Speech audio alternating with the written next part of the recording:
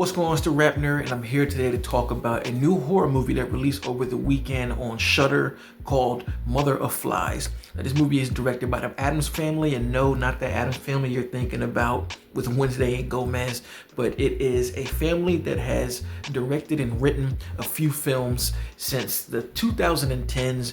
The biggest movie to their fame right now is Hellbender, which released in 2022, and that made a really big wave of who they are, and that's why I know about them. I thought that movie was pretty damn good.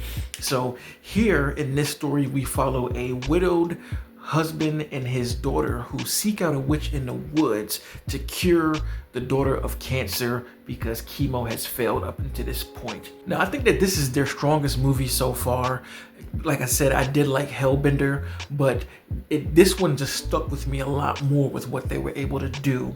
And we've had stories like this before where people seek out some type of cure to medical conditions or just to get past their trauma or depression. So we're not walking new grounds here, but I like the execution in which they did this, and especially the last 10 minutes are what made me really sit up out my seat like, oh, this is what's happening. And what I love about that is on this journey to the end, it gives you everything that's going to happen and how it happens right in plain sight, but you don't know that until you get to the reveal. And I love when movies are able to do that, when they can hide things in plain sight. So when you rewatch it again, you're like, oh, so this is why that happens. That's why this happens, because there are some moments in the film as I was watching like, what the hell was that about? Like, there's a sequence when the dad is outside, and of course, like I said, they're visiting a witch in the woods and they're staying with her as she does her thing to try and cure the daughter.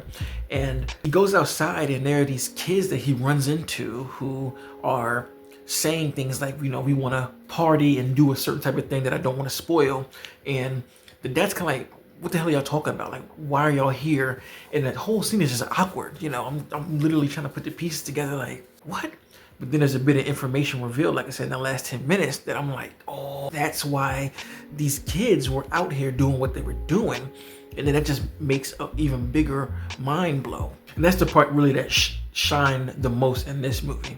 But overall, from a technical standpoint, this movie follows the trademarks of the Addams. If you've seen their other films, a whole lot of static shots to let you soak in what you're seeing, whether it be from a wide angle or a macro shot of a plate of food or some flowers that take your mind on an imaginative journey as to what the symbolization is for such a static shot. The dialogue is also spoken in ways of like hypnotizing poetry that feels isolating and strange, and I think that it was written and performed that way for that purpose. And similar to Hellbender, most of the movie takes place within nature, and those static shots and the macro shots really put you in the setting and allow you to take in nature, because of course, with this being a witch, the spirituality is of the grounds, and she works with many different plants and even animals like snakes and bugs to create elixirs and also create rituals to go along with those things. And I think it all formulates into this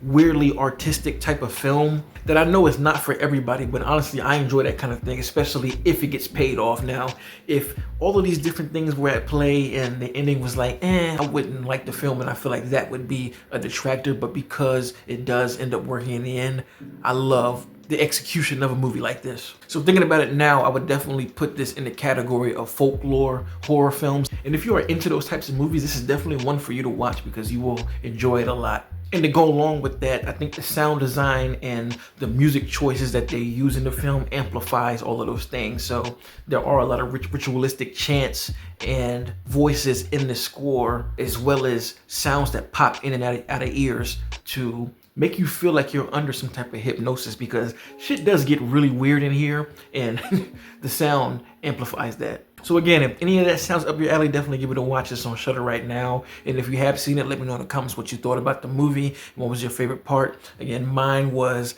the events that happened that flipped the whole movie on its head, and the suspense just explodes at that point. So I'll leave you with that. And if you like this kind of content, make sure to like and subscribe. And if you already are subscribed, thank you.